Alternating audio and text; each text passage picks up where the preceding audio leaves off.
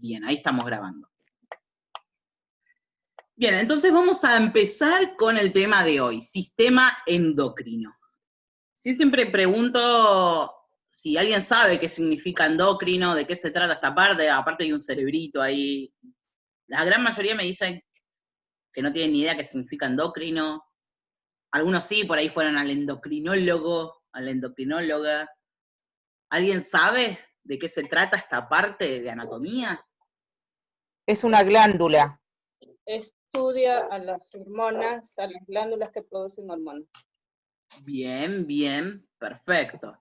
Entonces, la endocrinología es el estudio de las glándulas que producen hormonas. Entonces, el sistema endocrino, como vimos, sistema cardiovascular, sistema, iba a decir nervioso, eso nos queda para la segunda parte, como vimos, sistema respiratorio, sistema cardiovascular, el sistema óseo. El sistema endocrino es un conjunto de glándulas que van a producir hormonas, esa es su función, eso es lo que trata, por ejemplo, un endocrinólogo, problemas que tengan estas glándulas. Entonces podemos reemplazar, ¿no?, a nuestro cerebrito ahí con una glándula. La que apareció ahí es la glándula tiroides, que la vamos a ver ahora cada una de las glándulas. Entonces, ahí el tipito de qué se trata todo esto, qué es lo que vamos a ver. Bien.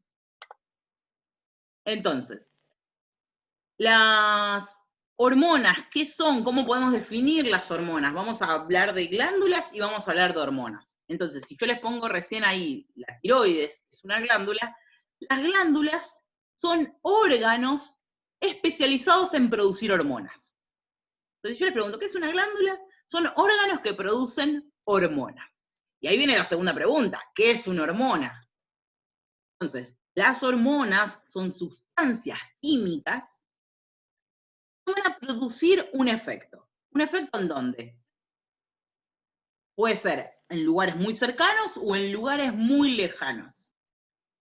Estas hormonas pueden ser que actúen a nivel local, o sea, se liberan y actúan en el lugar, o pueden viajar a grandes distancias a través de la sangre. Lo que sí van a tener siempre estas hormonas, que son sustancias químicas producidas por glándulas, es que van a producir una función. Esa función puede ser o aprendo un sistema o apago otro, es decir, si yo soy una hormona y voy a ir a otro órgano, por ahí le digo, por ejemplo, imaginemos, al estómago, le digo, che, empezá a producir más líquido, más jugo gástrico. ¿Para qué? Para justamente estimularlo ante la presencia de un alimento. ¿Se acuerdan ahí cuando habíamos visto en digestivo las fases? La fase cefálica, la fase gástrica, intestinal. Sí. Pensé. Bien. Entonces, las funciones van a ser distintas. Las funciones pueden ser apagar algo, prender algo, aumentar la función de algo o disminuir la función.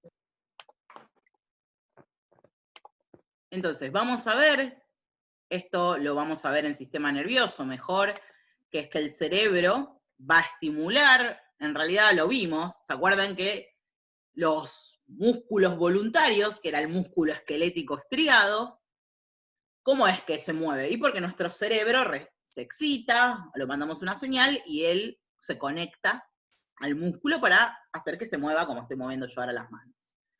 Lo mismo va a hacer el cerebro con las glándulas, va a mandar un estímulo hacia las glándulas para que produzcan estas hormonas. O sea, el cerebro les va a decir, empezá a producir más o a producir menos. Entonces, vamos a ver en neuro, que va a ser la segunda parte de este módulo del segundo parcial, que los mensajeros que utiliza como el correo del cerebro se denominan neurotransmisores. Mientras que en las glándulas, en el sistema endocrino, vamos a tener a las hormonas que estamos hablando. Las hormonas, a diferencia de los mensajeros que tiene el cerebro, son mucho más lentos. Esto quizás cobre más sentido cuando veamos, vamos a ver de nuevo esta diapo en neuro, para hacer un recordatorio. Pero funcionan de esta misma manera. Los neurotransmisores en el cerebro van a producir funciones, las hormonas producen funciones, ambos son sustancias químicas, y la hormona va a producir respuestas que duren mucho más tiempo en el cuerpo. No es que, por ejemplo, piensen en el cerebro, a ver, por ejemplo, si uno toma alcohol, el alcohol produce ciertos neurotransmisores, vamos a verlo después, y estos neurotransmisores, por ejemplo, ¿qué hacen? El alcohol lo que hace es apagar funciones, porque estimula un neurotransmisor que se llama GABA, no me importa que lo sepan, pero tiene ese nombre, y lo que hace ese neurotransmisor es apagarte funciones. Entonces, ¿por qué el alcohol te da sueño? ¿Por qué el alcohol te hace pensar más lento? ¿Por qué hace que camines, que pierdas el equilibrio? ¿Por qué hace que una persona pierda las inhibiciones? Apaga funciones, apaga tu función de barrera, entonces decís cosas que de otra manera no las dirías, apaga tus lugares donde estás despierto, donde te va a dar sueño, va apagando los lugares del equilibrio. Entonces, eso es lo que hace, por ejemplo, el alcohol, que estimula a este neurotransmisor. En el caso de las hormonas, esta respuesta va a durar más, les decía. Por ejemplo, con el alcohol sí, dura un tiempo, pero después desaparece. Sí, obviamente si uno deja de tomar. En el caso de las hormonas, el efecto que produzcan se va a prolongar a veces por años. Y a veces por meses, depende de qué hormonas hablemos. Bien. Entonces, vamos a hablar de los tipos de glándulas que tenemos en el cuerpo. Vamos a tener distintas formas de glándulas, y esto sé que lo habíamos hablado un poquito en digestivo, perdón. Entonces, tenemos dos tipos de glándulas. Tenemos glándulas que las conocemos como exócrinas. No sé si lo escribí, así que yo se los describo acá. Exócrinas. Y vamos a tener glándulas que son endócrinas. Entonces, si yo les pregunto, típica pregunta mía, ¿cuáles tipos de glándulas existen? Estas dos.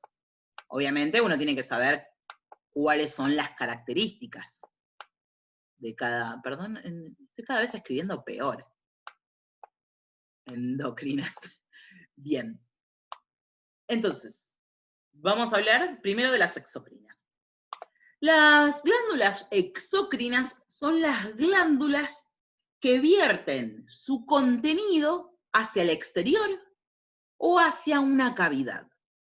Esa es la definición de ahí del libro, la definición de los apuntes. ¿Pero qué significa esto? Tenemos una glándula, por ejemplo, esta que la estoy dibujando acá, esto es una glandulita, y la glándula produce cosas. Por ejemplo, acá está produciendo cositas amarillas, que están acá. La glándula produce un contenido y lo va a volcar hacia afuera, o hacia una cavidad.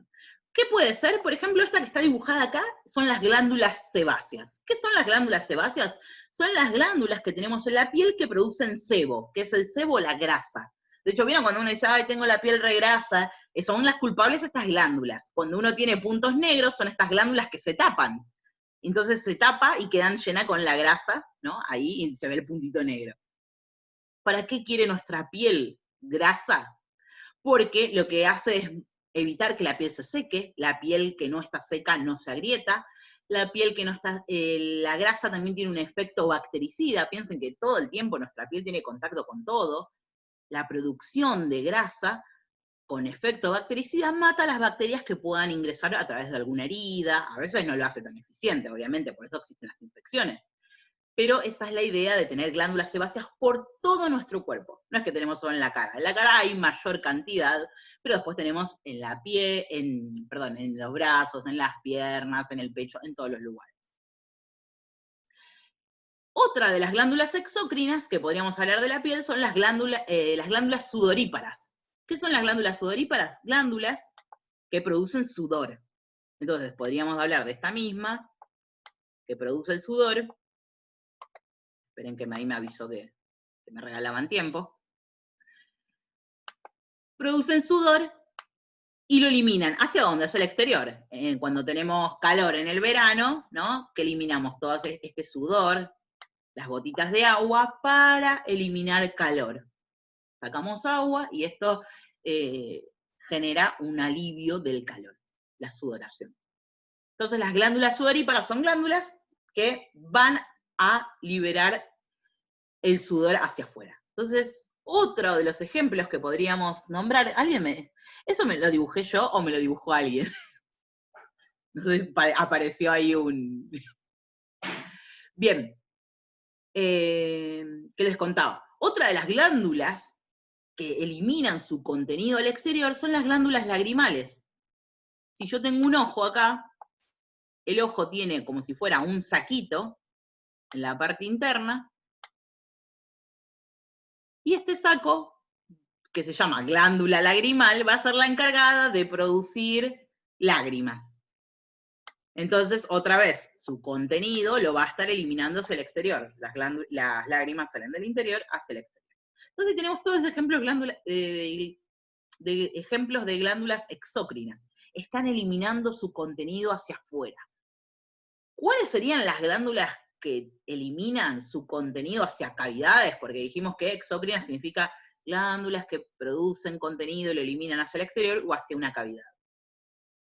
Un ejemplo es el hígado. ¿Se acuerdan? El hígado produce bilis, y la bilis va a justamente desembocar a nivel del duodeno. ¿Se acuerdan? La primera porción del intestino delgado. Entonces, el duodeno no es una glándula, porque es parte del tubo digestivo, pero el hígado sí. Y como el hígado, que las glándulas anexas, ¿se acuerdan que estaban ahí dispersos? El páncreas, el hígado, las glándulas salivales. ¿Cómo se conecta? Y va a drenar su líquido hacia una cavidad. O sea, el hígado se va a conectar hacia el intestino delgado para llevar su bilis. Eso sería otro ejemplo de glándula exócrina. Ejemplo, glándulas salivales. Ustedes piensen en este momento en el limón. Piensan en el limón y empiezan a salivar.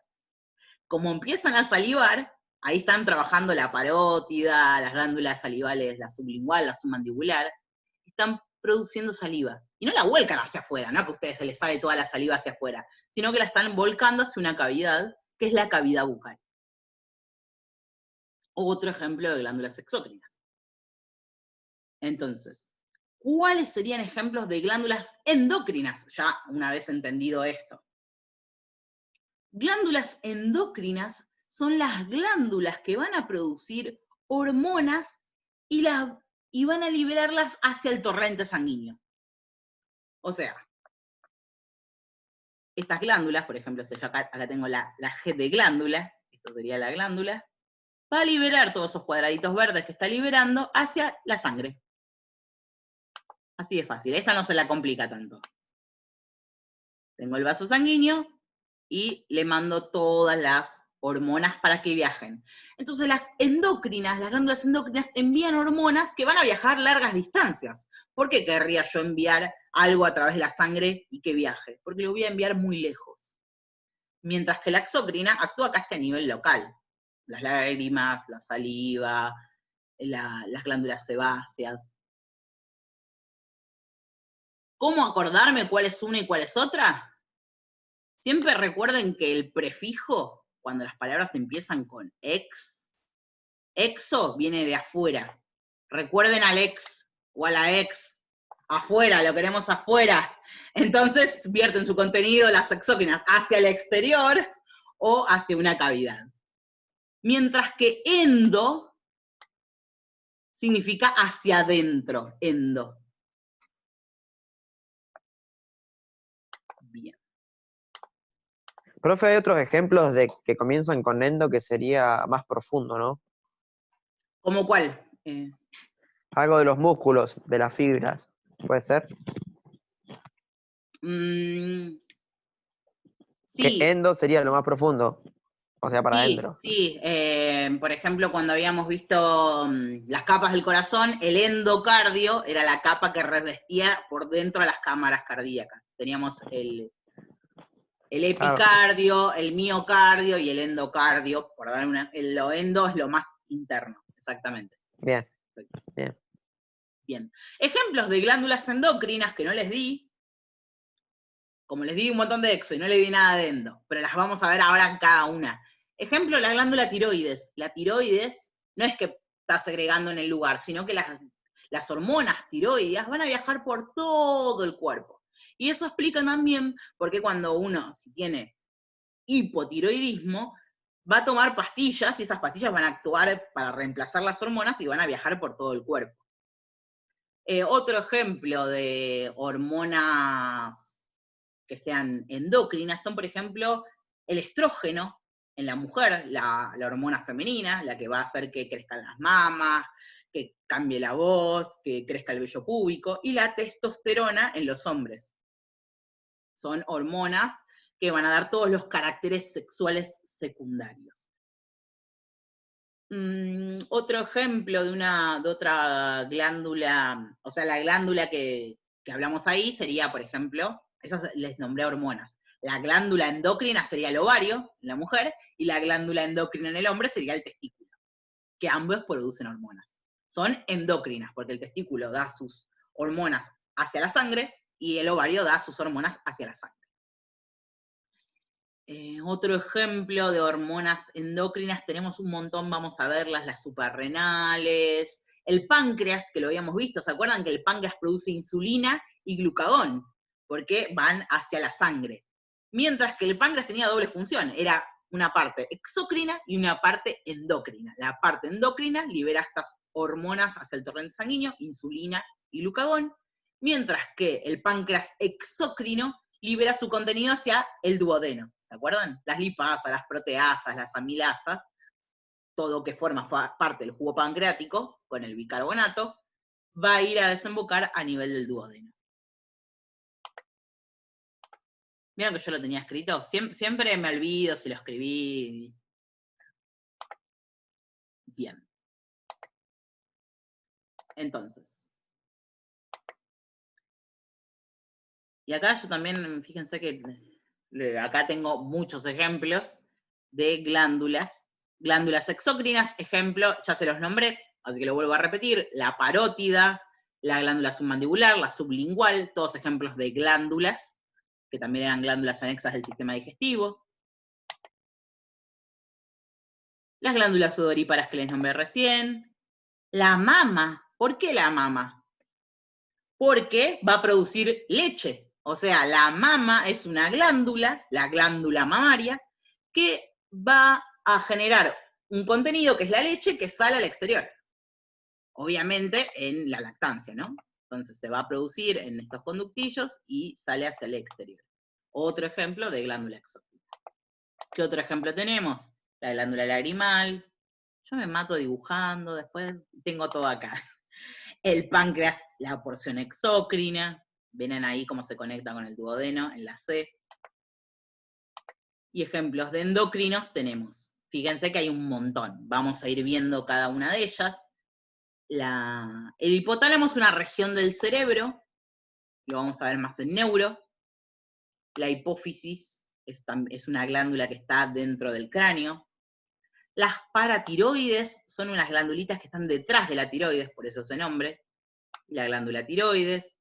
Las glándulas suprarrenales, que eran ese sombrerito que tenían los riñones. Los testículos, como les nombré. Los ovarios y la porción endocrina del páncreas, produciendo la insulina y el glucagón. Bien, así que acá no tienen excusas, tienen un montón de ejemplos, y yo les digo ejemplos de glándulas endócrinas y exócrinas. Bien. Ahora, la glándula puede estimular a otra glándula o puede estimular a un órgano. A ese órgano que es estimulado se lo llama órgano diana. ¿Por qué diana? Porque no es que sea una mujer, sino que es el órgano, ¿vieron como cuando uno dispara al blanco? Así. Perdonen mi dibujito, pero bueno, espero que se entienda. El órgano diana, ahí como que le tiramos el dardo y es el elegido para ser estimulado. Entonces, volvemos a este concepto. La glándula puede estimular a través de hormonas a otra glándula o a un órgano diana. ¿Qué es un órgano diana? Cualquier órgano que no sea glándula.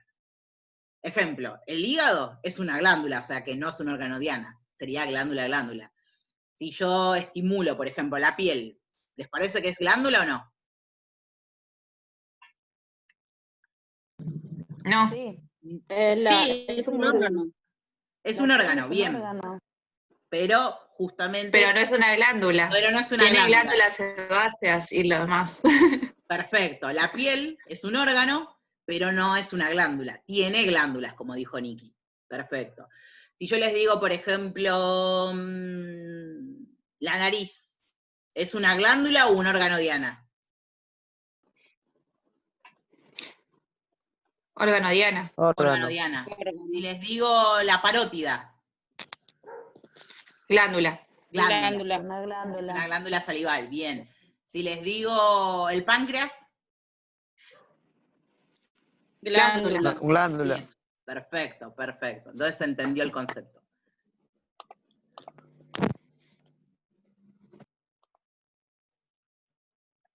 Nunca me acuerdo por qué puse ese dibujito, chicos. Hay algo en mí que no recuerda por qué puso ese dibujito. Creo que lo que quise poner con ese dibujo, que es un vaso sanguíneo, es que siempre, cuando hablamos de esto, de una glándula que estimula una glándula o a un órgano diana, hablamos de glándulas endocrinas, ¿no? Porque exócrinas, otra vez, vuelca su contenido al exterior o hace una cavidad. Entonces ahí me queda fuera la glándula y el órgano diana.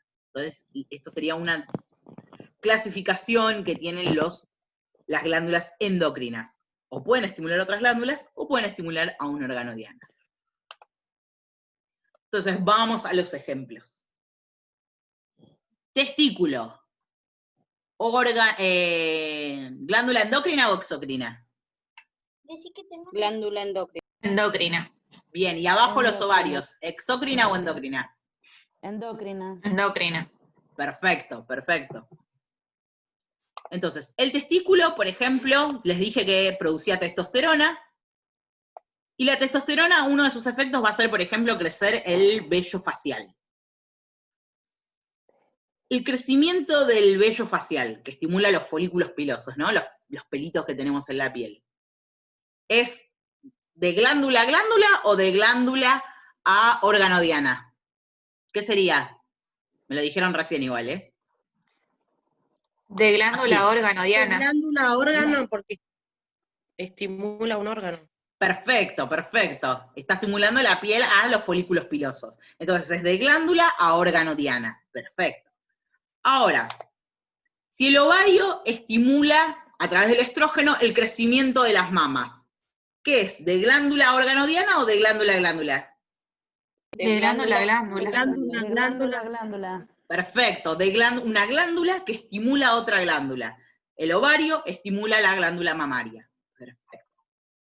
A su vez tenemos esa cosa amorfa que acaba de aparecer, es la hipófisis. La hipófisis les dije que era una glandulita que está a nivel del cráneo, y lo que va a hacer es estimular tanto al testículo como al ovario. ¿Qué sería esto? ¿De glándula a glándula o de glándula a órgano diana? De glándula a glándula. Glándula a glándula, ¿se entiende? Eso que cuelga ahí es la hipófisis. La hipófisis es una glándula, como les había mostrado todo el cuadro de las glándulas endocrinas. Entonces la hipófisis, que es glándula, estimula al testículo y al ovario, que bien me dijeron que es glándula a glándula. Tiroides, les comento, ahora vamos a ver. La tiroides estimula el crecimiento de los huesos. ¿Eso qué sería? ¿Glándula a qué? A órgano. Órgano. Perfecto, a órgano diana. Y la tiroides también, cuando aumenta sus hormonas, genera mucho calor. ¿Eso qué sería? Empieza la gente a transpirar. Fíjense que hay transpira. Glándula, De glándula a glándula. glándula. Perfecto, de glándula a glándula. ¿Se entiende? Me está estimulando las glándulas sudoríparas. Perfecto, creo que quedó claro. Bien. Las células que forman las hormonas pueden juntarse todas y formar un órgano, como en el caso de la tiroides. Pueden ser parte de un órgano, como en el testículo, que el testículo, no lo vimos todavía, perdón. El testículo vamos a tener parte que produzca hormonas y otra parte que no. porque va a producir los espermatozoides, y los espermatozoides no son hormonas. Las hormonas son sustancias químicas, los espermatozoides no son sustancias químicas, son células haploides, si recuerdan las clases de biología, o pueden estar metidas en un órgano. Por ejemplo, en el intestino vamos a ver que tenemos muchas pequeñas células que son, que producen hormonas o producen sustancias. Por ejemplo, esto que ven acá, esto es un corte microscópico, que los voy a señalar. ¿Ven que hay como lucecitas manchitas que les estoy señalando, como blancas? Bueno, esas serían células que se llaman, no importa, eso no se los voy a tomar, pero son células caliciformes que producen moco. Esto que está acá es un corte del intestino, ¿se acuerdan las vellosidades que tenía el intestino?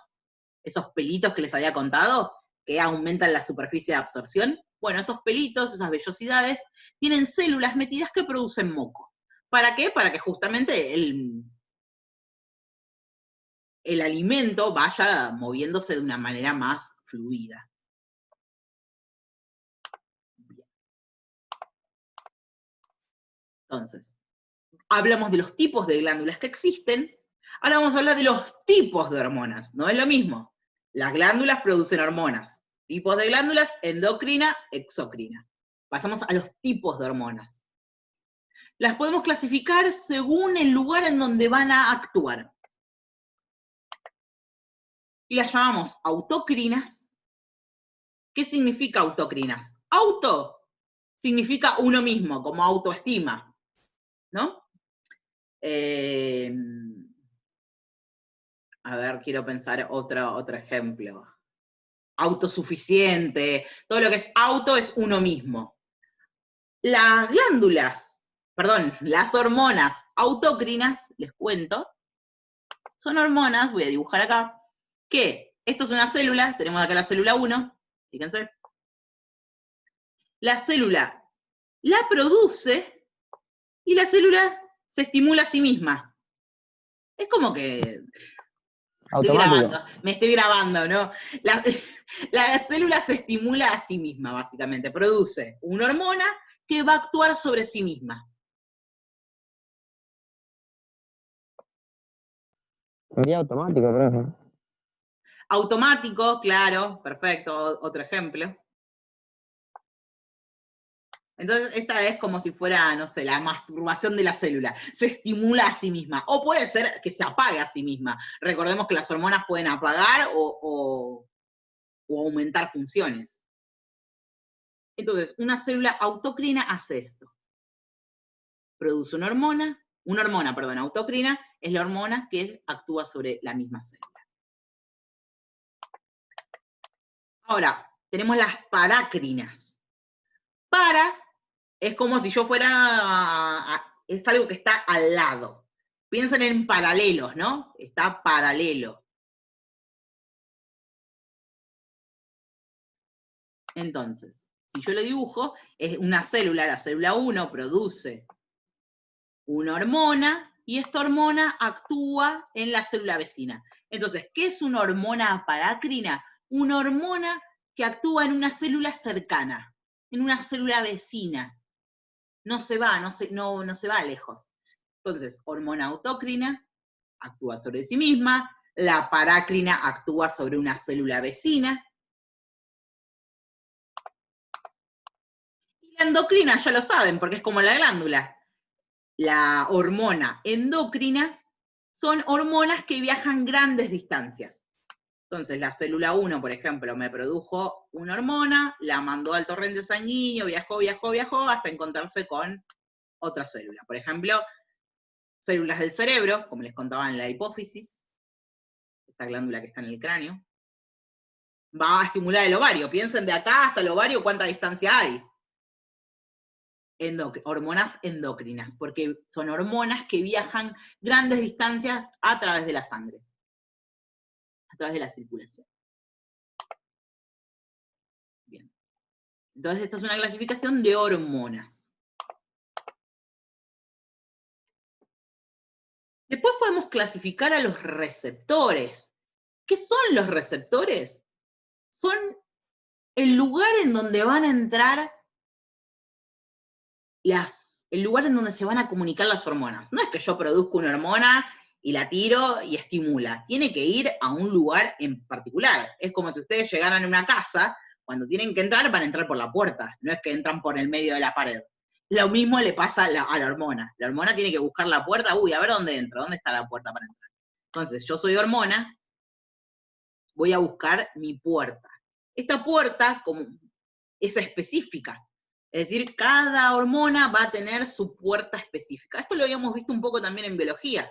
¿Se acuerdan que los receptores son proteínas, que son específicas, que son saturables?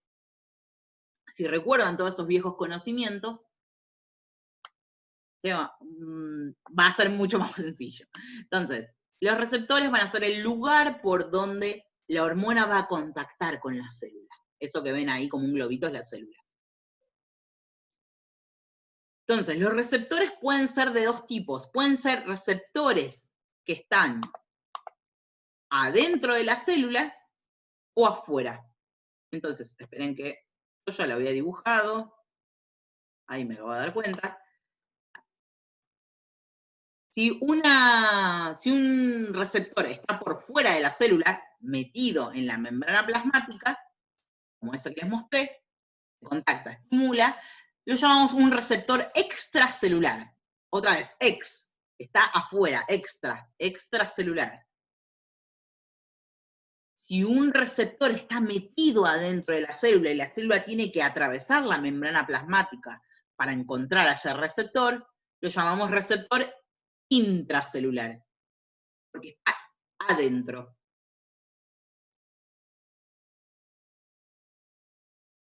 Obviamente acá, si recuerdan, no todos podían atravesar la membrana plasmática, ¿no? ¿Se acuerdan que había algunas sustancias que sí podían atravesar la membrana plasmática? Las sustancias lipídicas eran las que atravesaban más fácil, y las proteínas, por ejemplo, la membrana plasmática decía, no, vos tenés que tener tu receptor específico, tu bomba, tu canal. Bien. Y este es un concepto bastante importante, que es perdón, no, me estaba adelantando. Las hormonas, como ya les venía comentando, pueden estimular a un tejido o pueden inhibirlo. De esta manera se lo llama, o lo prenden o lo apagan. Hablando en lenguaje técnico, o lo estimulan o lo inhiben.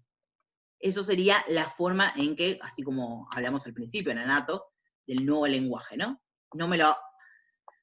No apago ni prendo la luz, sino que o estimulo o inhibo. Esos serían los nuevos conceptos, pero ustedes ya ahí se pueden poner apagar, prender, y en el examen me dicen estimular, inhibir. Entonces, es el estímulo o la inhibición. Estimulo o inhibo. Acá tendría que haber puesto estimulación e inhibición. Espero que se entienda. Si no lo corrijo. Bien. Entonces, si yo estimulo a un tejido, ¿qué le hago? Creo que la palabra lo dice, ¿no? Lo estoy estimulando. Voy a promover la actividad de un tejido. Si yo estimulo a la glándula mamaria, ¿qué voy a hacer? Voy a hacer que funcione más. Entonces, voy a hacer que produzca leche, por ejemplo. Estoy promoviendo la actividad que tiene la mama. Si yo, por ejemplo, estimulo a mis glándulas salivales, ¿qué voy a hacer? Voy a hacer que produzcan más saliva. Si estimulo a mi glándula tiroides, voy a hacer que produzca más hormonas tiroides. Entonces, la estimulación significa promover la actividad de un tejido. Y la inhibición significa todo lo contrario, apagar, disminuir la actividad de un tejido. Por ejemplo, hay hormonas, por ejemplo, la somatostatina, que lo que hace es decirle al aparato digestivo, bueno, ya está, deja de funcionar, deja de producir ácido gástrico, porque el alimento ya pasó. Entonces te sacan el hambre. Por eso cuando nos sentimos llenos, ¿por qué nos sentimos llenos? No es que el estómago crece desmedidamente, sino que hay hormonas que se van liberando que nos generan la sensación de saciedad. Incluso hay enfermedades en que nunca se produce esa sensación.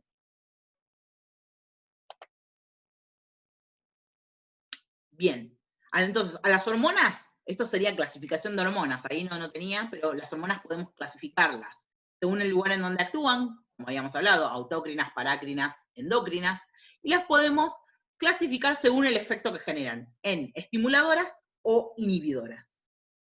Otra forma de clasificar las hormonas es en antagonistas. ¿Qué significa antagonistas? Que tienen un efecto contrario entre sí. Por ejemplo, la insulina, ¿qué hacía? La insulina me disminuía la glucemia. Hacía que el azúcar, la glucosa, entre a la célula. Entonces, de esa manera me disminuía la glucemia. Y el glucagón, ¿qué hace? Aumenta la glucemia. Hace que toda la glucosa en sangre aumente. Eso significa que son antagonistas. Una hace una cosa y otro hace lo contrario. O pueden ser sinergistas, que es que las dos actúan para el mismo lado. Al contrario de la insulina y el glucagón, las sinergistas se ayudan entre sí. Es como, vamos a conseguir esto y vamos a hacer lo mismo, potenciando nuestros efectos. Un ejemplo de esto podría ser la hormona de crecimiento, que la vamos a ver, que lo que hace, como su nombre lo dice, es ayudar a crecer, y las las hormonas tiroideas también ayudan al crecimiento. Entonces, hormonas tiroideas más hormona de crecimiento potencian el crecimiento, actúan las dos juntas.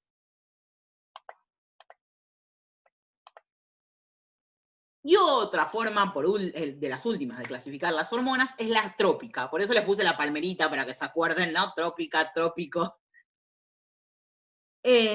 Las hormonas trópicas son hormonas que alteran el metabolismo de otro tejido endocrino. ¿Qué significa esto? Que es una hormona que va a actuar en una glándula. Miren qué fácil que se las dije. Hormona que altera el metabolismo de otro tejido endocrino. ¿Qué significa esto? Glándula, u hormona, mejor dicho, que actúa sobre otra glándula. Ejemplo, ovario sobre mama. ¿Y cómo me altera el metabolismo de la mama? Y bueno, el estrógeno le dice, bueno, crece a la mama. Entonces me está diciendo otro tipo de metabolismo. Profe, ¿eso es lo que pasaría cuando en la mujer se produce el cáncer de mama?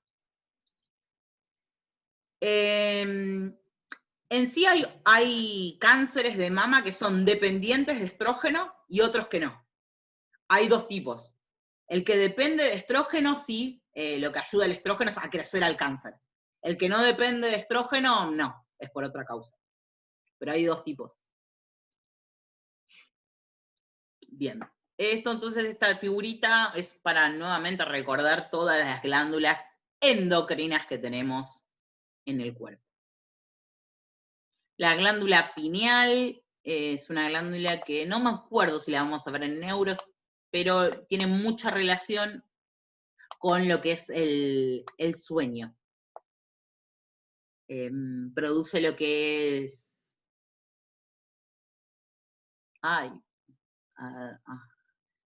melatonina.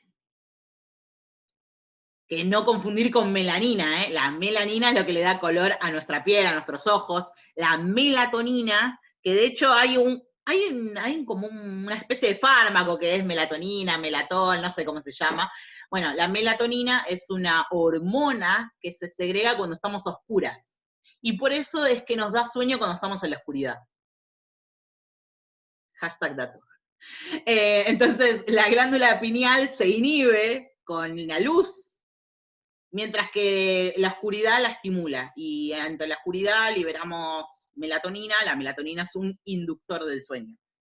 Es por eso que nosotros todos, la gran mayoría, dormimos a oscuras, a menos que estemos muy cansados, pero generalmente solemos oscurecer el cuarto.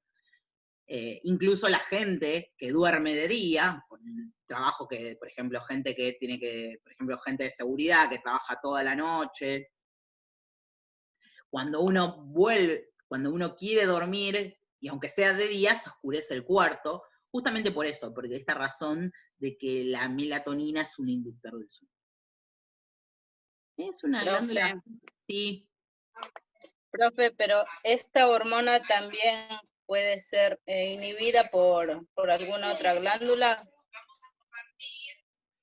Sí.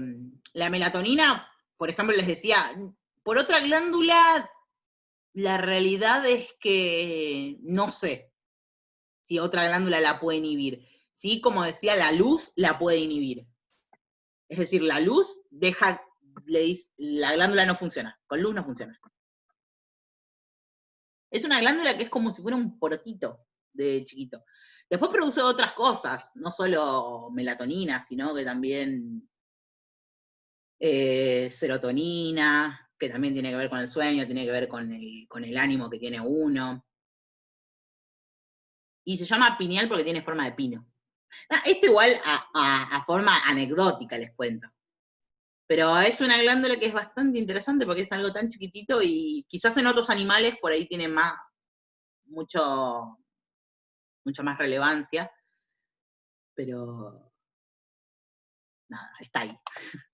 Bien, ahora sí pasamos con un concepto que quisiera que lo entiendan porque lo vamos a repetir y repetir y repetir, y esto era lo que me había confundido antes, que les había dicho, este concepto es muy importante y a veces no se entiende muy bien.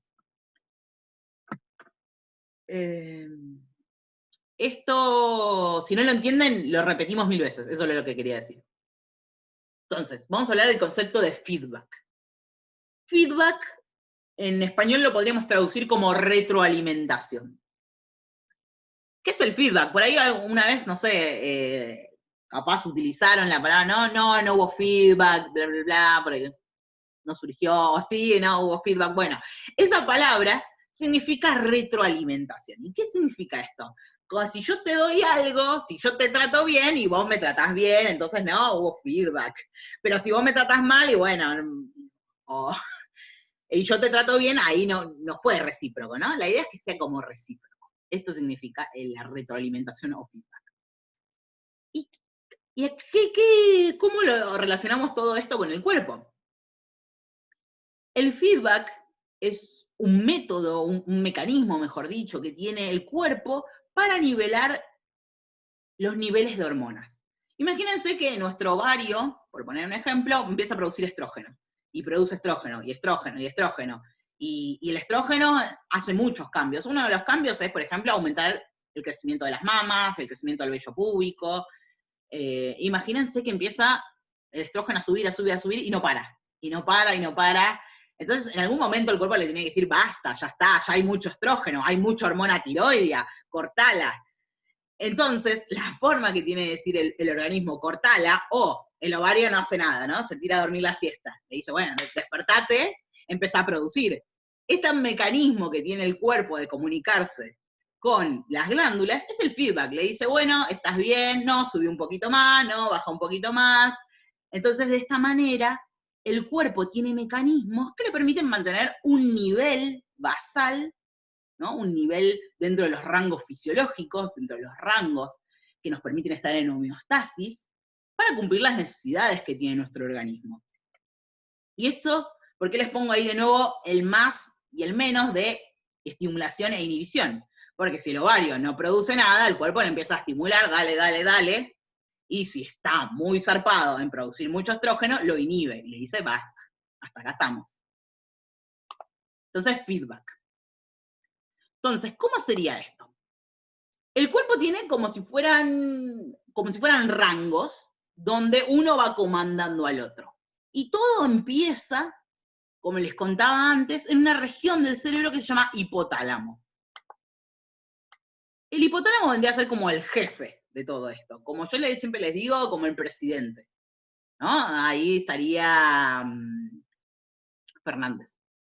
Entonces, viene a ser, ¿no?, el que comanda. Ahí, ¿no?, el cerebro, la región, no todo el cerebro, sino la región del hipotálamo, que después la vamos a ver. Entonces, este produce hormonas y va a estimular a la glandulita que está, ya les había contado, dentro del cráneo, que se llama hipófisis. Entonces, el hipotálamo estimula a la hipófisis. La hipófisis vendría a ser como el vice. O sea, vendría a ser Cristina, ¿no? Entonces, tenemos ahí a Alberto, tenemos a Cristina, y después ellos tienen que bajar otra información a otros, ¿no? No es que Cristina va a ir a construir, no sé, las casas o Alberto, no, le van a decir a otros, che, necesitamos esto, necesitamos lo otro. Imagínense, no sé, que lo citan a Moyano.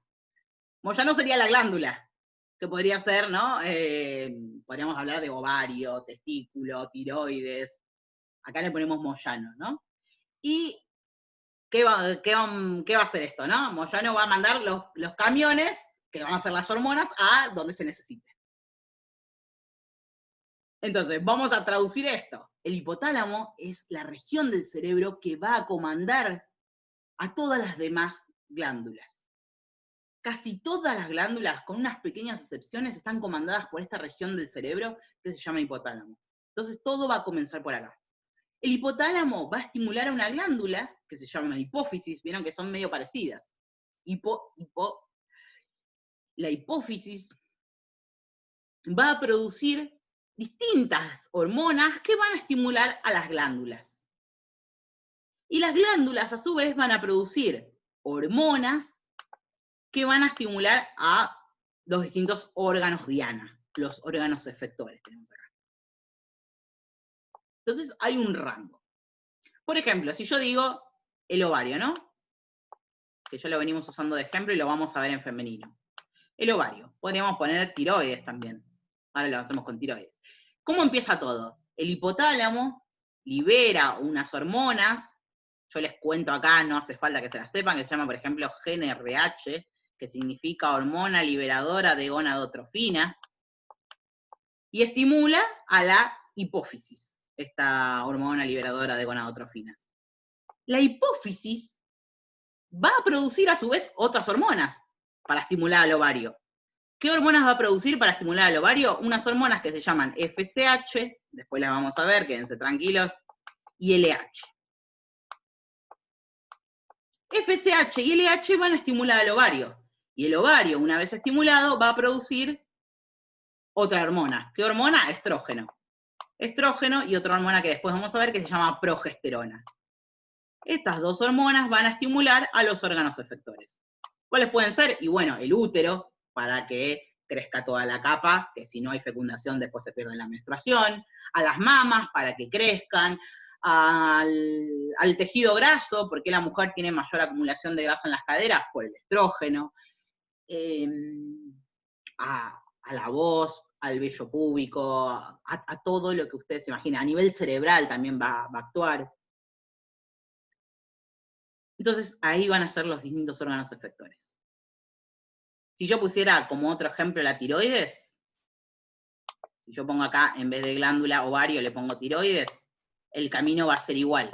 El hipotálamo va a liberar una hormona, acá tiene otro nombre, no importa, TRH, que va a estimular a la hipófisis va a producir una hormona que se llama, por ejemplo, en este caso TSH, la tiroides va a estar estimulada y va a producir hormonas para estimular a las partes del cuerpo. Las hormonas que produce la tiroides se llaman, seguro la conocen, T3 y T4,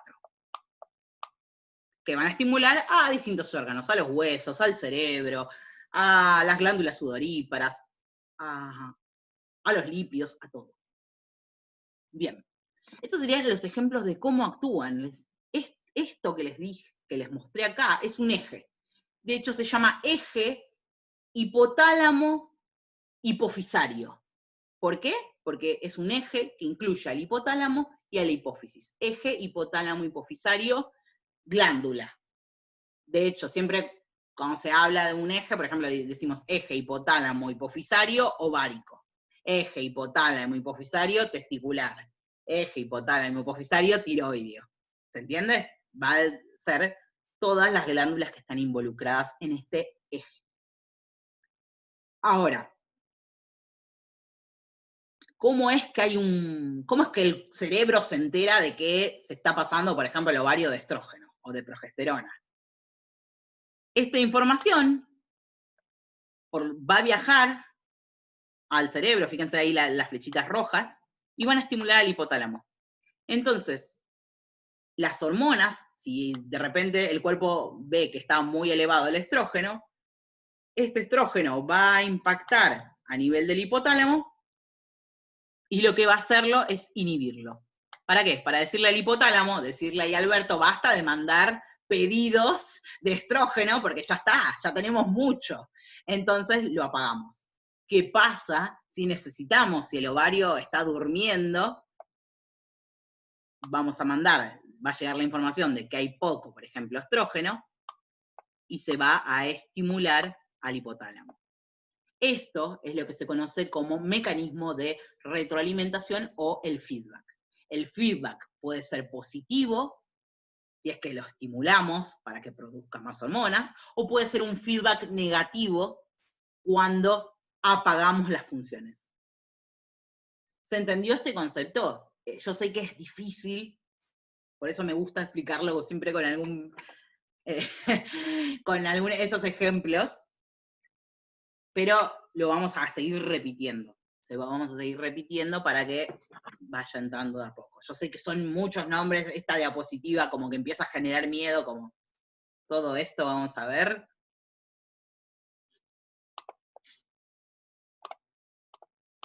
Bien. Entonces, espero que se vea esto. Yo siempre es como que me pierdo acá, porque va muy rápido, para mi gusto. Entonces, si yo lo freno, el estímulo estimula al hipotálamo. Entonces tenemos al hipotálamo estimulado, el hipotálamo ahí Alberto, ¿no? Un estímulo puede ser, me falta estrógeno. El hipotálamo va a estimular a la hipófisis, nuestra Cristina. Esta hipófisis va a mandar la información, va a mandar hormonas que estimulen a la glándula. Acá, por ejemplo, en órgano blanco tendríamos que poner glándula, por ejemplo, el ovario. Y el ovario va a justamente generar su estrógeno para estimular, ahora sí, a un órgano blanco. Por ejemplo, no sé, las mamas. Y ahí el cuerpo, si sensa que hay mucho estrógeno, le dice al hipotálamo, bueno, basta. Y ahí, si fuera lo contrario, lo estimula. Eso sería un feedback negativo, lo que acabo de explicar. Que es la gran mayoría. La mayoría de feedback son negativos, con excepción, como siempre, en la mujer que hay un feedback positivo. Bien, esta región que les voy a señalar ahí, ese pedacito es el hipotálamo. Para que vean en dónde, si tenemos, todo esto lo vamos a ver en neuro, para la alegría de muchos, que van a decir, ¡qué lindo tema! Todo esto lo vamos a ver en neuro, pero esa región que les señalé ahí en verde sería la región del hipotálamo. Región súper importante, como ven, porque comanda casi todas las glándulas. El hipotálamo no solo va a comandar a las demás glándulas, en realidad a través de la estimulación de la hipófisis, sino que va a regular la temperatura, va a regular la sed que uno tiene, el hambre, el sueño, los ciclos circadianos, que no tienen nada que ver con el circo, se escribe así, circadianos, que ¿alguien sabe qué es un ciclo circadiano? ¿O alguna vez lo escucharon? Pueden decir no, ¿eh? No, No, yo nunca profe. lo escuché. ¿Nunca lo escucharon? Bueno. Nunca. Ciclo circadiano suena como a círculo, ¿no? Un ciclo circadiano es el famoso reloj biológico, el reloj interno del que se habla. Eso es un ciclo circadiano. Todos los animales, incluidos el ser humano, tenemos ciclos dentro nuestro. Yo sin ponerme, a mí me gusta ponerme muy, muy filosófica, pero todo en la naturaleza tiene ciclos. Por eso tenemos primavera, verano, otoño, invierno, por eso todos los seres nacen, mueren, o se reproducen o no, ¿no? Mueren y después se reproducen, bien Tatiana. Nacen, crecen, se reproducen, mueren. Todo se basa en ciclos. Los ciclos, por ejemplo, de reproducción, los animales empiezan a reproducir más en primavera, ahora lo van a ver, ¿no? Con los pájaros. Bueno, todo tiene ciclos, incluso nosotros. Por ejemplo, un ejemplo que siempre es el más típico es el ciclo menstrual. Cada 28 días aproximadamente se genera una capa del endometrio, que lo vamos a ver en la próxima clase, y el mismo, si no hay fecundación, se desprende generando la menstruación. O de nuevo se empieza a regenerar, esperando que haya fecundación, si no lo hay, se desprende. Esto pasa toda la vida fértil de una mujer. Después, obviamente, viene la menopausia. Pero es un ciclo. Es un ciclo que uno cuando nace niña no se puede reproducir, después venga el periodo fértil y después venga otro periodo infértil, que es la menopausia. Siempre es igual. Siempre hay un ciclo. En la adolescencia todos a un determinado rango de edad se empiezan a generar cambios en nuestro cuerpo, en nuestra cabeza, todos. Nadie se salva de la adolescencia. Es un ciclo y ocurre dentro de unos rangos de edades. Le pasa a todos los humanos. Dentro de los bebés, cada tantos meses se espera que, bueno, que digan tal palabra, o que empiecen a caminar, o que agarren ciertos objetos. Son ciclos.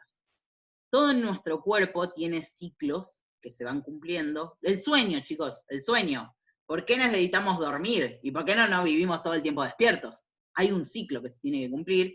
E incluso se han hecho experimentos de si el sueño es algo, ¿no?, que tiene que ver con la noche y el día, porque muchos se pensaba, ¿no? ¿Tiene que ver con la noche y el día?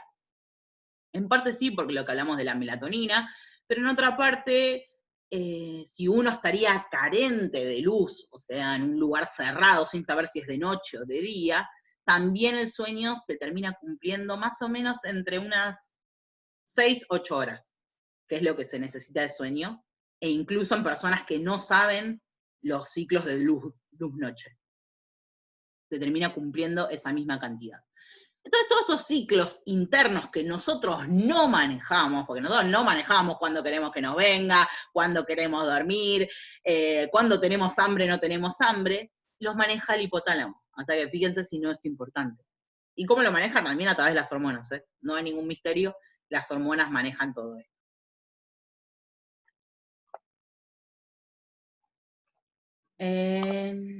Otra de las funciones que tiene el hipotálamo es de la memoria más que nada emotiva, y la regulación de las emociones, enojo, tristeza, alegría, ¿no? Ahí como la película en Intensamente.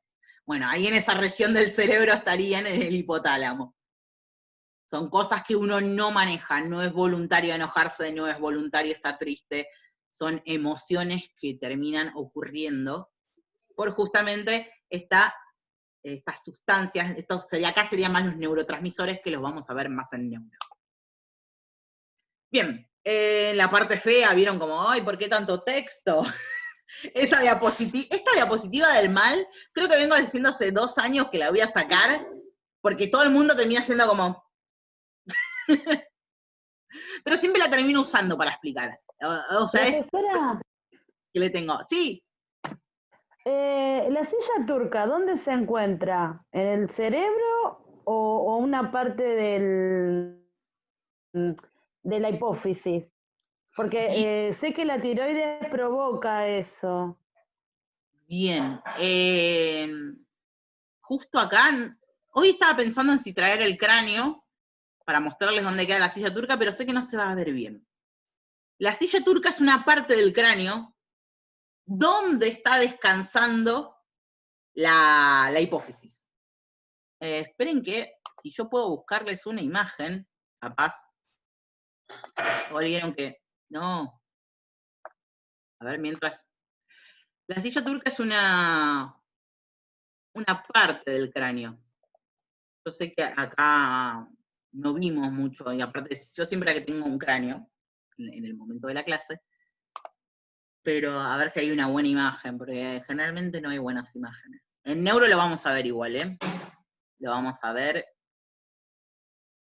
Pero acá me gusta. Compro con esto. Entonces, es una región que está en el medio del cráneo, y ahí está descansando, yo siempre digo el ejemplo de que está descansando la hipófisis sobre la silla turca. Para quien no sabe, la silla turca, entonces, el cráneo tiene una formita en el medio. Uy, ¿dónde me metí? 71 diapositivas, que no la voy a encontrar nunca en mi vida. Bien. No, entonces me voy de acá, huyo de acá. Encima, cuando estoy con la cámara, es como, ¡ay, sí, lo encontré! ¿Lo ven todos? No, ahí sí. Espero que se vea. Esto sería lo que uno ve si corta el cráneo, lo cortamos, ¿no? Un corte axial y miramos hacia adentro. ¿Se entiende o no se entiende? Si no, voy a buscar el cráneo para que lo entiendan. No, porque está la imagen del Hay otra neurohipófisis imagen. lóbulo posterior. La imagen del bebé naciendo, excitocina. Ah, nada que ver. Momento. Ah, ya sé por qué, porque acá en Zoom siempre me pasa eso que tengo que cambiar lo que quiero compartir. Bueno, abuela, a ver si puede ver.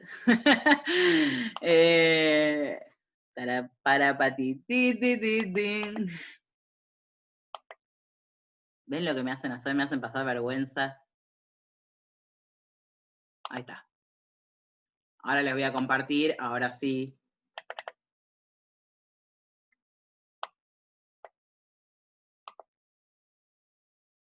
Espero que se vea, esperen que cargue. ¿Lo ven todos ahora? Sí. Bueno, bien. Sí. Sí, ahora sí se. La silla, bueno, esto es, si el cráneo lo cortamos a nivel axial, miramos hacia adentro y vemos esto. ¿Se entiende? ¿O no? Sí, Bien. se Sí, entiende. profe. Entonces, lo que veríamos sería todo esto, que cada una de las partes lo vamos a ver en neuro, pero esta parte que está acá, ven que queda como un huequito ahí, como si fuera así un huequito, ese lugar se llama silla turca. ¿Por qué? Porque se parece a, ¿vieron esas sillas que antes había una persona adelante y otra atrás llevando ahí, ¿no? Bueno, entonces lo llevaban así con estas manijitas. Por eso se llama silla turca. Ahí, sobre esa silla turca, es donde descansa la hipófisis. O sea, la hipófisis estaría acá como una diva descansando. Entonces, lo que pasa es que cualquier tumor que aparezca en el cerebro puede tapar a la hipófisis y la puede estar aplastando y la hipófisis o empieza a producir más hormonas o deja de producir, la puede afectar. Bien, entonces dejo de compartir esto y paso a compartirles de nuevo el PowerPoint. Hoy de hecho estuve a punto de traer el cráneo, que lo tengo acá nomás, pero pensé que no se iba a ver. Bien, entonces, esta glándula, la hipófisis, descansa, esta sería la hipófisis, descansa sobre la silla turca, que estaría acá, fíjense, ahí, como les estaba mostrando. La hipófisis tiene dos lóbulos, un lóbulo anterior y un lóbulo posterior, para suerte de todos. El lóbulo anterior se llama adenohipófisis también, y el lóbulo posterior también se lo puede llamar neurohipófisis. Entonces, esto que estoy señalando acá abajo, que parecen como si fueran, yo siempre le digo que parecen como si fueran unos testículos, es la hipófisis. Tenemos entonces el lóbulo anterior, que sería este que está pintado en rojito, se los dibujo acá, y el lóbulo posterior por detrás. Cada lóbulo va a producir distintas hormonas. El lóbulo anterior va a producir algunas y el lóbulo posterior otras. Fíjense que tiene como un tallo que lo conecta con el cerebro, ¿ven? ¿Con qué lo conecta? Con el hipotálamo. Ahí se va a conectar con el hipotálamo. Ahora si lo borro, van a ver que tiene como un tallito que le sale. Entonces, el lóbulo anterior va a producir ciertas hormonas y el lóbulo posterior va a producir otras. ¿Por qué esta diapositiva es del mal? Porque acá en esta diapositiva les pongo todas las hormonas que produce el lóbulo anterior. Anterior produce todo esto, y el lóbulo posterior, por a su suerte, produce solo dos. ¿Qué vamos a ver en la clase de hoy? Obviamente vamos a ver estas cosas. Lo que produce el lóbulo anterior y lo que produce el lóbulo posterior. Parecen nombres difíciles, les juro que lo vamos a sacar. No es tan difícil como parece en este momento. Bien. Entonces, vamos a empezar con el lóbulo posterior de la hipófisis, porque es el que produce solamente dos pequeñas hormonas, que son la oxitocina y la hormona antidiurética, o para los amigos, ADH. ADH, ¿por qué? Por el inglés Antidiuretic Hormone. Bueno. Bien, entonces, ¿de qué se trata la oxitocina?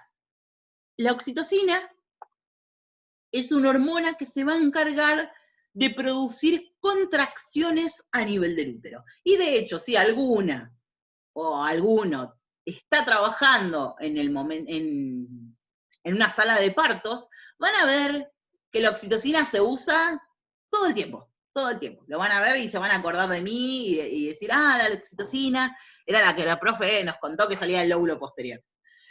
No van a decir eso claramente, pero bueno, déjenme imaginar.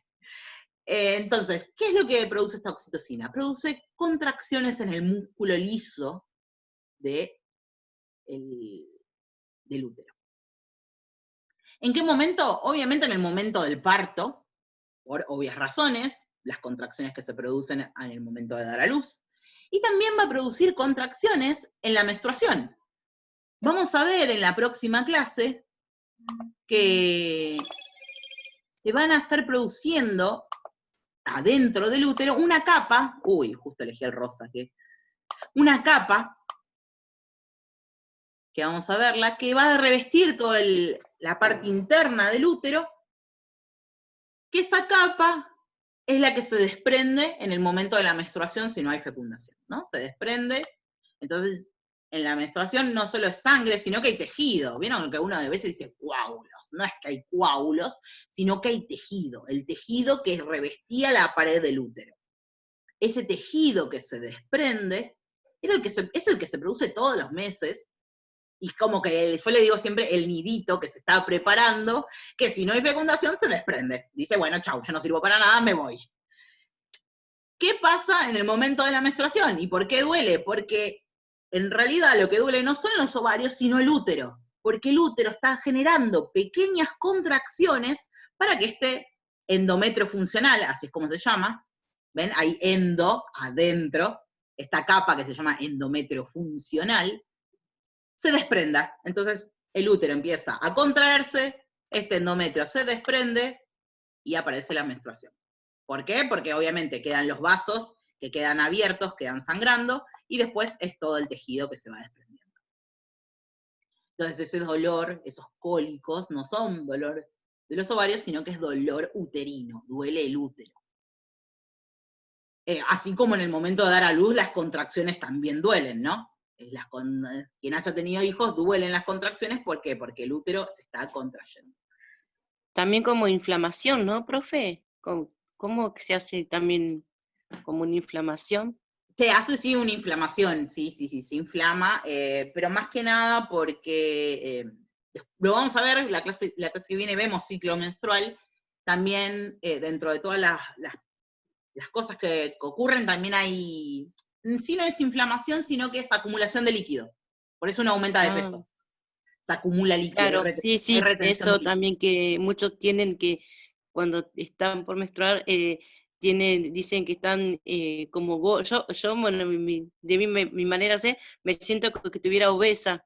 Claro, es que en realidad hay retención de líquidos, entonces esa retención de líquidos hace que uno aumente de peso en el momento antes de estar menstruando, que es la inflamación que uno nota, que se siente más pesado. Pero tiene que ver con eso, lo vamos a ver la próxima clase. En sí la oxitocina, entonces, es esta función lo que hace, es contracciones del útero. Después la oxitocina también funciona a nivel cerebral, van a ver que hay mucha investigación de que la oxitocina es lo que se conoce como la hormona de la confianza. De hecho, se habla de que esta oxitocina se libera en el momento después del orgasmo. Por eso también ocurren en el orgasmo contracciones vaginales, contracciones uterinas, que se postula que lo que hacen es facilitar el ascenso de los espermatozoides. Entonces estas contracciones como que ayudarían, ¿no? Como que empujarían a los espermatozoides como a hacerle ir más rápido. Y además se postula que la oxitocina a nivel cerebral, como les decía, aumenta la confianza. Por eso, por ejemplo, uno se postula que al liberar oxitocina después de un orgasmo, uno se siente como más, ¿cómo decirlo? Como en confianza con la otra persona. Hay muchos estudios de la oxitocina a nivel cerebral, de cuándo segregamos oxitocina, cuando confiamos más o menos en alguien. Piensen que a mí me gusta psiquiatría, así que me meto en esos terrenos, pero bueno, lo que más van a ver en la práctica es el uso de la oxitocina para inducir un parto. Cuando la mujer no puede tener contracciones, ¡pim!, se le manda un bolo de oxitocina justamente para inducir el parto. Pero sepan que no es algo que es exógeno, no es un medicamento que sea artificial, sino que el cuerpo mismo lo produce.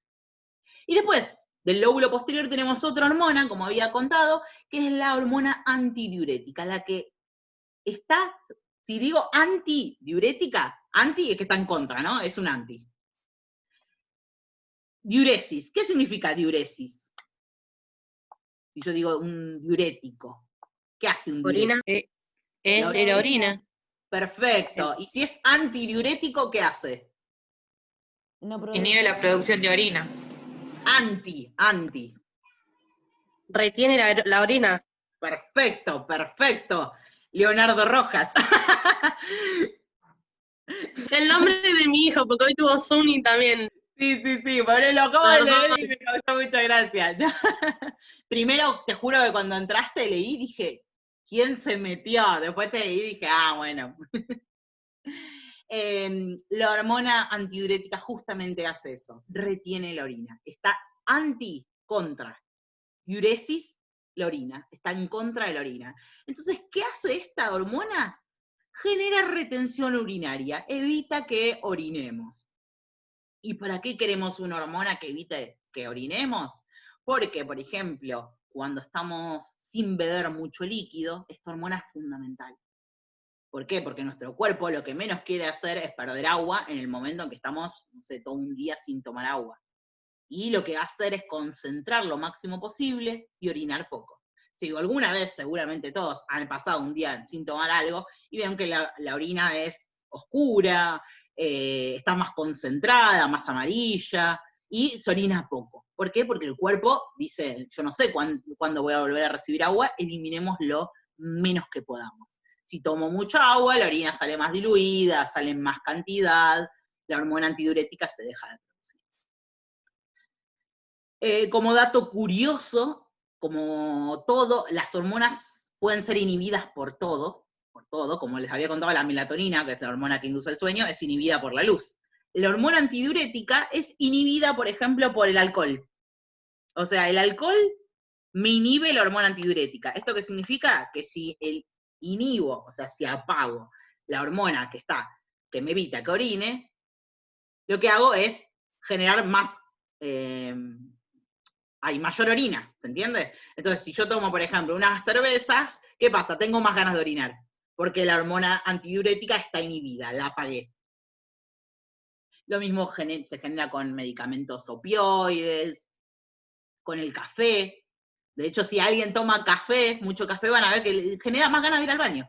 Es como, pero no tomé mucho café. El café también hace eso mismo. Inhibe a la hormona antidiurética. Entonces, ven, muchas cosas nos pueden inhibir a nuestras hormonas. Bien. Ya vamos viendo el horario. Esto ahí, a la pesadilla de muchos, la hormona antidiurética, ¿dónde va a funcionar? A nivel de la nefrona, a nivel de los túbulos renales. ¿Se acuerdan este dibujito? Ahí el glomérulo, la cápsula de Bowman.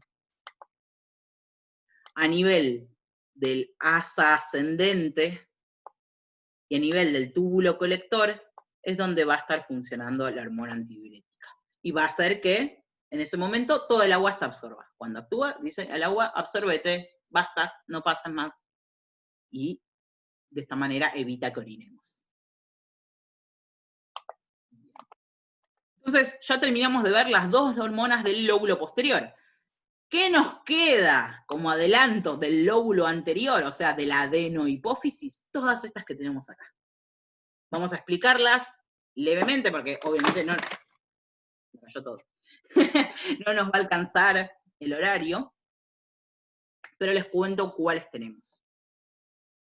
Tenemos una hormona que estimula a la glándula suprarrenal. Hormona estimulante de, de las glándulas, suprarrenales, es la ACTH, de esta manera se llama.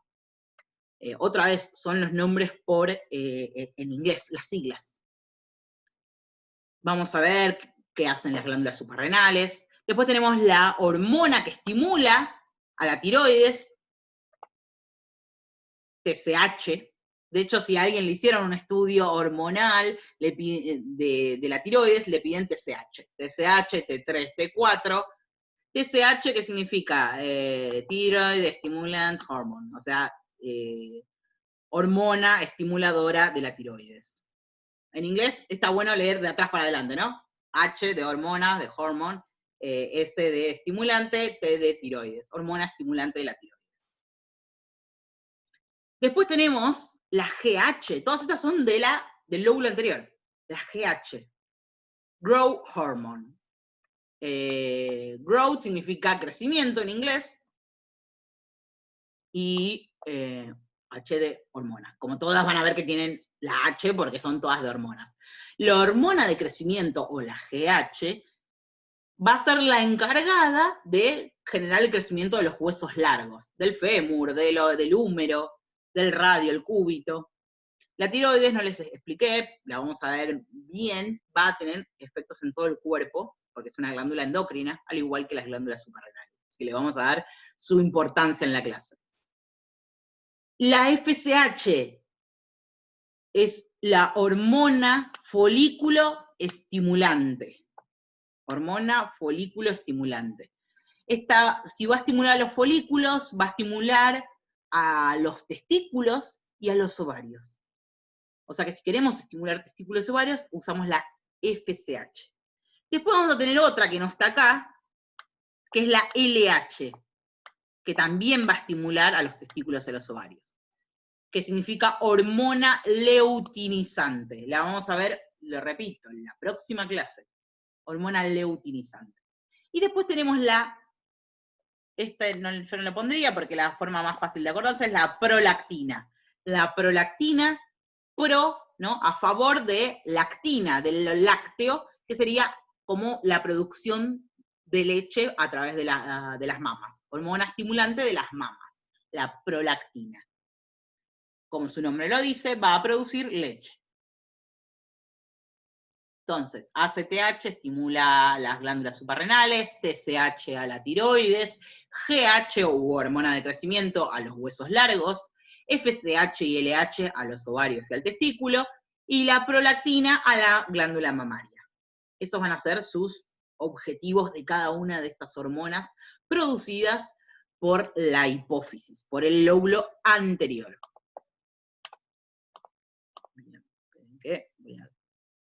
Entonces, como último, si recuerdan cuando habíamos visto toda la parte de la anatomía renal, había estas dos glandulitas que tenemos acá, que se las voy a señalar, los sombreritos, acá uno y acá otro, los sombreritos, que son las glándulas suprarrenales. Supra porque están arriba, renales del riñón, glándulas suprarrenales. Estas glándulas son glándulas endócrinas porque van a generar hormonas que van a ir a todo el torrente sanguíneo. Esperen. La misma va a tener una parte, ahí me gusta mucho, porque va a tener una corteza, al igual que el riñón. Si se acuerdan, está cerca del riñón, así que se parece mucho. Va a tener una corteza, que es todo lo que estoy pintando de rojo, toda la corteza, y va a tener la parte media, que es la médula, igual que el riñón. Es como un bubalú. Yo digo, es como un bubalú, ¿no? La parte de adentro es la médula, el juguito, y la parte de afuera es la cápsula. ¿Qué va a producir esta glándula? Va a producir un montonazo de cosas. la parte del medio, la médula, va a producir lo que se conoce como catecolaminas. Las catecolaminas son hormonas, en realidad vamos a ver que en el cerebro también tenemos catecolaminas, pero estas son hormonas catecolaminas, que van a actuar a nivel sistémico. Una de ellas es la adrenalina. En el cerebro vamos a tener algo que se parece mucho, que va a ser la noradrenalina, porque acá tenemos la adrenalina, que seguro la han escuchado, ¿no? Uy, ese juego, o un adicto a la adrenalina por los deportes extremos. ¿Qué es la adrenalina? Es una hormona que lo que va a hacer es, obviamente, una hormona endocrina que va a generar aumento de la frecuencia cardíaca. Piensen en algo que los haya asustado mucho, por ejemplo, en un momento de un robo, o en un momento de alguna mala noticia. ¿Qué le pasa al cuerpo? Empezamos a respirar más fuerte, el corazón se acelera, empezamos a pensar rápido, ¿vieron? No sé si alguien pasa una mala situación, es como que el tiempo pasa muy lento. El tiempo pasa muy lento, por ahí toda esa situación pasó en un minuto, pero en nuestra cabeza parece una hora. Entonces todo ese procesamiento del pensamiento rápido es gracias a la adrenalina. Los vasos sanguíneos se dilatan, entonces aumenta el tamaño de los vasos sanguíneos. ¿Para qué? Para llevar mucha más sangre al corazón, y que este pueda latir más rápido. Lo que les contaba, la respiración aumenta, uno se empieza a agitar. Y todos esos son efectos de la adrenalina. No solo puede ser por algo traumático como un robo, sino subirse una montaña rusa, ¿no? ¿Qué pasa? El corazón se acelera, uno se agita, las pupilas se dilatan. Después tenemos las hormonas sexuales que va a producir la glándula Cuando tenemos un suprarrenal. examen de anatomía. Exactamente, yo siempre pongo el ejemplo del examen. El examen, claro, uno se pone así como, se agita, el corazón va a mil. Otra de las glándulas que va a producir, otra de las hormonas que va a producir la glándula suprarrenal van a ser las hormonas sexuales, específicamente los andrógenos. Andro significa hombre. Por ejemplo, ¿vieron la palabra androide? Que es como, no sé, por ejemplo, un androide es un ser que tiene forma de hombre. O si decimos andrógino, andro significa hombre, gino, como gineco, significa mujer. Andrógino es que no tiene ni forma, tiene forma de mujer y de hombre, andrógino. Son para que uno vaya, ¿no?, asociando las palabras. Entonces, los andrógenos son hormonas masculinizantes. Después el cortisol es súper importante. Otra de las hormonas, fíjense todo lo que está produciendo la suprarrenal, esos sombreritos que tiene el riñón. Y que yo siempre, cuando le pregunto, no me saben decir una sola hormona, así que fíjense si no tienen ahí algunas para tirar. El cortisol es lo que lo que exógenamente, no me salía la palabra, se da como los corticoides, que seguro lo habrán escuchado, los corticoides. El cortisol vendría a ser como ese fármaco, que es el corticoide, pero desde dentro de nuestro cuerpo. El cortisol es una hormona que se libera ante el estrés. ¿Qué es tipo de estrés? El estrés crónico. El estrés crónico, ahora lo vamos a ver, esperen que lo quiero pasar. El estrés crónico puede ser, ¿no?, los problemas que uno tiene, puede ser una enfermedad que uno tiene, una cirugía que dejó secuelas, todo eso es estrés. Estrés es ¿qué es estrés? Lo que rompe la homeostasis. Lo que rompe nuestra homeostasis se considera estrés. ¿Qué es lo que genera el cortisol? Genera baja de las defensas. ¿Por qué? Porque nuestro cuerpo se ve en condiciones adversas y piensa que tiene que acumular la mayor cantidad de energía. Entonces, deja de producir unas cosas y produce otras. Entonces, disminuye la producción de células de la defensa, de glóbulos blancos, acumula grasa a nivel central, a nivel del abdomen, la más peligrosa, la grasa visceral. Y a la vez adelgaza los músculos. Los miembros, las piernas y los brazos se adelgazan. ¿Por qué se adelgazan? Porque se genera una ruptura de los músculos, ¿para qué? Para generar glucosa. Esta glucosa se hace por el proceso de gluconeogénesis, que lo producía el hígado, si se acuerdan. El hígado agarraba cosas que no eran glucosa, como los lípidos, que los tenemos acá. Y en casos más extremos, las proteínas de los aminoácidos, y los convertía en glucosa. A su vez, lo que hace también el estrés es que se pierda calcio de los huesos. Y todo esto que lo hace el cortisol en nuestro cuerpo, también lo hace los corticoides. De hecho, hay algo que se denomina síndrome de Cushing, que es esto que estoy mostrando acá, que es por el uso excesivo, y seguramente lo van a ver cuando en pacientes se usa los corticoides. ¿Para qué se usan los corticoides? Para pacientes que tienen, por ejemplo, enfermedades autoinmunes, que son enfermedades autoinmunes donde tu propio cuerpo te ataca a vos mismo. Puede ser, por ejemplo, en enfermedades como, no me sale, la leucemia, ¿no? Un cáncer, donde la idea es apagar esa respuesta inmune. Puede ser también en casos que no sea algo donde el lupus, la artritis reumatoidea, donde se utiliza corticoides. Otro de los casos puede ser, por ejemplo, en pacientes que fueron trasplantados. Los pacientes que fueron trasplantados, para que no rechacen el órgano, toda su vida tienen que estar tomando corticoides, para evitar rechazar su órgano trasplantado. ¿Para qué? Para apagarle sus defensas. Tenemos que apagarle las defensas para que no rechace el órgano. Obviamente eso significa que se puede pescar cualquier otra infección. Es mucho más susceptible a una neumonía, a una gripe. ¿Y qué pasa con el uso prolongado de los corticoides?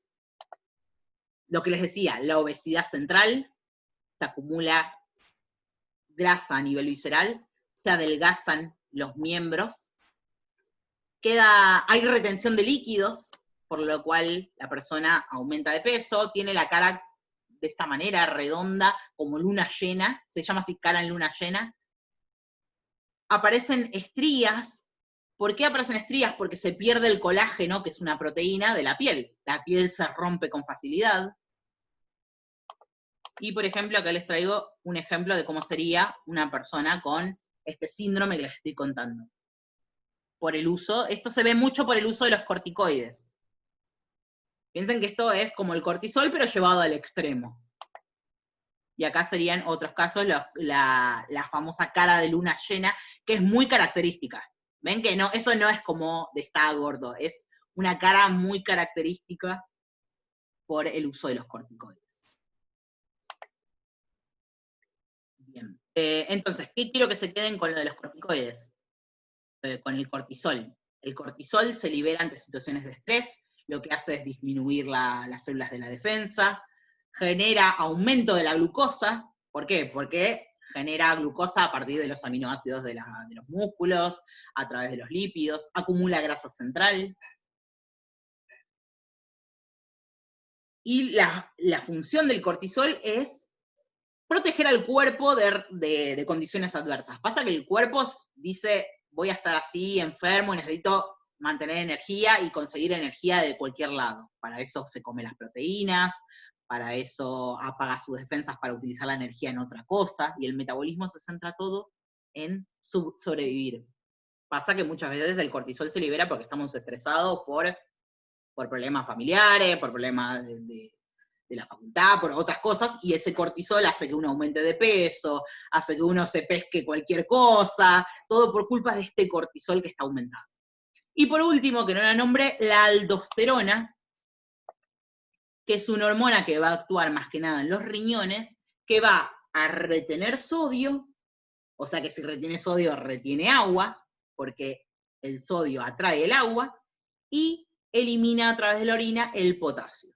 Entonces, fíjense si no tendrán funciones las glándulas suprarrenales. Acá están súper resumidas en este cuadrito, las van a tener más desarrolladas en el texto, pero la idea es que sepan esto, ¿no? ¿Qué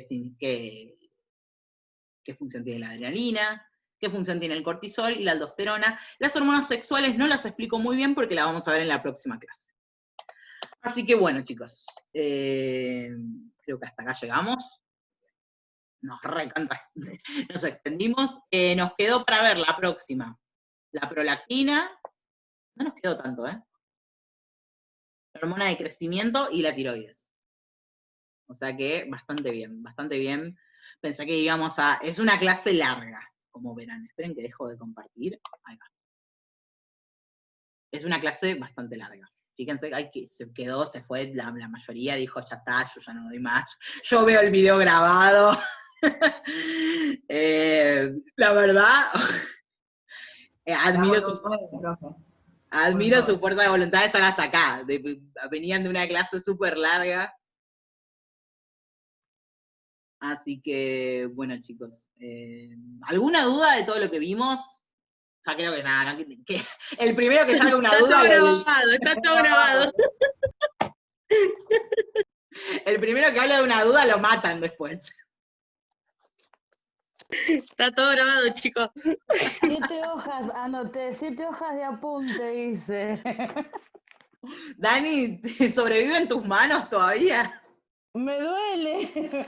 Mirá todas las hojas. 7 hojas hice. Es largo el tema, es largo. Espero que les guste, ¿no? Es un tema que es distinto a la anatomía de ver, por eso digo, endocrinos más entender cómo funciona. Va a ser un poco como endocrino neuro, muchas cosas que no se ven y que uno tiene que imaginar, pero que se ven mucho con la clínica, lo que les decía.